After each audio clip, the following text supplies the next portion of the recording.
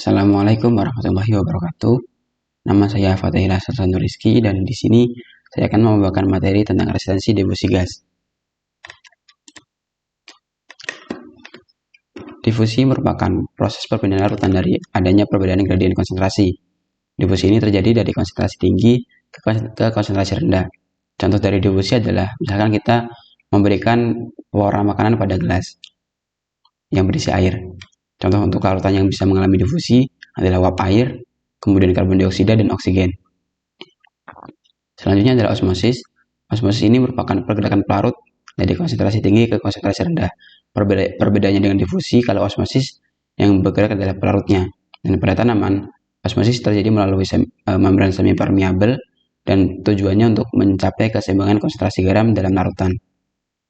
Ini merupakan proses osmosis dalam sel tanaman, jadi air masuk ke dalam akar, kemudian masuk ke dalam sel-sel, dan nantinya masuk ke dalam xilem untuk dibawa ke daun, untuk menggantikan air yang hilang saat proses transpirasi. Selanjutnya adalah stomata. Jadi stomata merupakan organ pada daun, di mana ini merupakan pintu terjadinya difusi pada tanaman. Stomata dapat membuka dan menutup, dan fungsi daun sendiri untuk tanaman adalah untuk difusi gas, kemudian untuk fotosintesis, dan untuk mendistribusikan produk fotosintesis ke seluruh tanaman.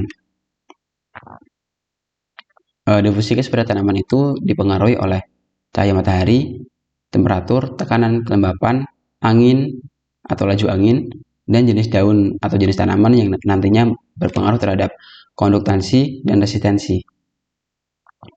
Jadi resistensi difusi gas itu merupakan mekanisme ketahanan tanaman untuk menghambat difusi dalam dan keluar daun. Ini diambil dari kata resistensi yang artinya menahan. Resistensi difusi gas ini terbagi menjadi 3, yaitu resistensi stomata, kemudian resistensi lapis batas, dan resistensi mesofil. Pada CO2, pada difusi CO2, yang mempengaruhi ada 3, yaitu resistensi mesofil, stomata, dan resistensi lapis batas. Sedangkan pada difusi air, yang mempengaruhi hanya 2, yaitu resistensi stomata dan resistensi lapis batas. Kemudian di sini juga ada konduktansi. Konduktansi merupakan lawan dari resistensi. Jadi apabila suatu tanaman memiliki konduktansi yang tinggi, maka laju difusinya cenderung juga tinggi. Ini merupakan ilustrasi dari pengaruh angin pada resistensi lapis batas. Jadi angin yang lewat pada permukaan daun cenderung akan membuat bergerak melingkar dan menekan stomata, sehingga laju angin yang tinggi dapat menghambat laju difusi pada tanaman. Kemudian bagaimana cara mengukur resistensi difusi gas?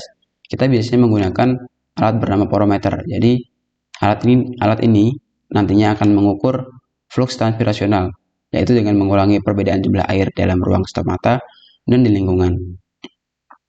Penggunaannya cukup mudah, hanya dengan menjepitkan alat ini pada permukaan daun, dan nantinya alat ini akan membaca fluxnya, kemudian tekanan udara, kelembapan air, cahaya matahari, suhu, dan lain-lain. Kemudian kita bagi dengan total resistensi, yang dimana total resistensi ini merupakan data yang sudah dimiliki sebelumnya, dan setiap tanaman memiliki jenis resistensi yang berbeda-beda. Ini merupakan tujuan praktikum kali ini, yaitu untuk memahami mekanisme resistensi daun tanaman terhadap difusi, kemudian mengetahui pengaruh resistensi terhadap kandungan gas dalam tanaman. Sekian presentasi yang dapat saya sampaikan. Assalamualaikum warahmatullahi wabarakatuh.